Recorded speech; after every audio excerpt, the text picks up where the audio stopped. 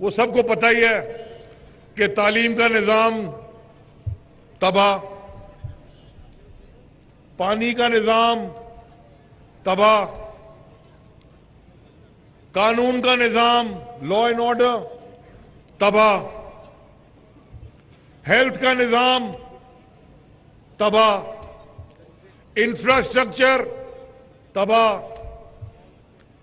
आपके पैसों पे खुद बहुत अमीर हो गए हैं।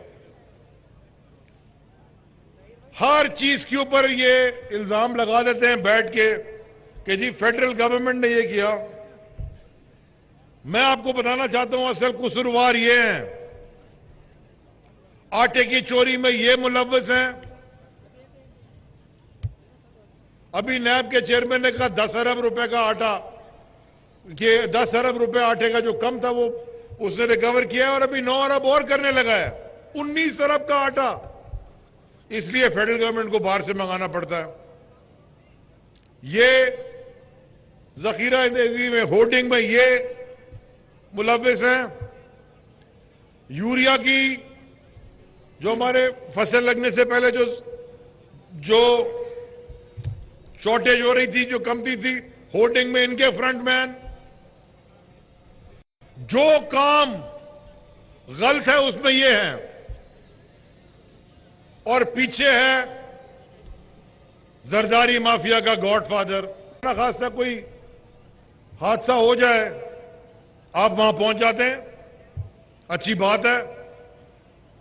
आप ऐवान में इंसानी हकूक की कमेटी के चेयरमैन भी हैं, ह्यूमन राइट्स कमेटी के। पिछले साल एक बड़ा घनौना वाकया हुआ क्वेटा में, आप पहुंच गए। लेकिन मैं आपसे पूछना चाहता हूं कि अभी नवाब शफी बरादरान का कत्लेआम होता है, वहां क्यों नहीं आप पहुंचते? जैकाबाद में गंदे पानी से बीमारियां फैल रही हैं, वहां क्यों नहीं आप पहुंचते? आप वहां पहुंचते हो सिर्फ सियासत चमकाने। खिदमत करने के लिए पॉलिटिक्स की जाती है, सियासत खिदमत करने के लिए की जाती है। तुम पहुंचते हो माल बनाने के लिए और सियासत करने के लिए। यह मैं आपसे बताना चाहता हूं। तालीम का निजाम खैबर पख्तूनख्वा और पंजाब में बेहतर, यहां तबाह। क्यों? और 5000 स्कूल बंद कर रही है सिंध की हुकूमत। लेकिन फर्नीचर जो खरीद रही है, खुद कहते हैं गलती हो गई, 300% महंगा खरीदा। और उनसे पूछा कि तुमने खरीदा? बोला मैं तो वजीर नहीं था, ये वजीर थे। वो कहता मैं नहीं था, ये थे।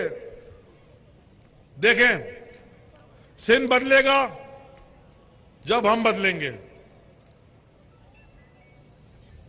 हम बदलेंगे तब बदलेगा, और इंशाअल्लाह हम ही बदल के दिखाएंगे इस सूबे सिंध को। सैयद साहब जो जमीन भी लाला, अजरक भी लाला, सिंध जी टोपी भी लाला, असा जो कलंदर भी लाला, इनकलाब जो रंग भी लाला। लेकिन जो इनके तीर लगते हैं ना जमीन पे, वो सिंध की जमीन से अब गंदुम नहीं, ये खून निकाल के लेके चले गए। तो इंशाअल्लाह 2023 अगले साल, ये मेरा आपसे वादा है कि आप सबने अगर साथ दिया, मैं गांव गांव, जिले जिले जाऊंगा, जितने लोगों से मिल सके इंसाफ। और इंशाअल्लाह 2023 में इमरान खान की क़यादत में तहरीक इंसाफ की हुकूमत सिंध में आपको बना के दिखाएंगे। इनसे अच्छा, इनको भगाएंगे नहीं, ये नहीं समझा कि ये भाग जाएंगे। इनको भागने भी नहीं देना, क्योंकि जो माल आपका और मेरा और इनका और सबका सिंध का चोरी करके लेके गए, वो भी वापस लेके आना है, और ला के यही इसी सूबे की इसी सरजमीन पे लगाना है। दोबारा मैं आपका बड़ा मशहूर हूं कि आपको इंतजार करना पड़ा। जो भी वजूहात थी मैंने आपके सामने रखी। आपसे वक्तन फवक्तन मुलाकात होती रहेगी, लेकिन याद रखें, जब तीर को तोड़ोगे फिर सिंध को जोड़ोगे इंशाअल्लाह। आखिर में सिर्फ 3 नारे लगा लेते हैं। शाह महमूद साहब, आपकी इजाजत से मैं 3 नारे लगवा दूं। पहला नारा तो हर मुसलमान ने लगाना है, वो है नारा तकबीर। दूसरा नारा भी हर मुसलमान ने लगाना है, नारा रिसालत।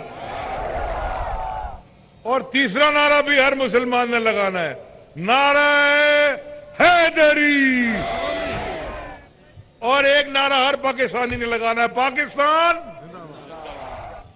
और एक नारा जो पूरे सिंध में गूंजेगा, इमरान खान। आप सबकी बहुत मेहरबानी।